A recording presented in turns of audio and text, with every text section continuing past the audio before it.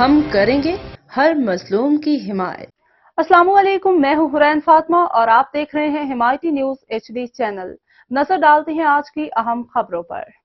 نواب شاہ میں additional director health education doctor Allah Bakhsh Rajpar کا 7 سالہ پوتا عظیم کالونی سکرنڈ میں کھلے مین ہول میں گر کر جاں بحق ہو گیا۔ پولیس کے مطابق 7 سالہ سلمان سکرنڈ میں اپنی والدہ کے ساتھ نانا نانی کے گھر عید منانے آیا تھا۔ گھر سے کھیلنے نکلا تو کھلے مین ہول میں گر گیا۔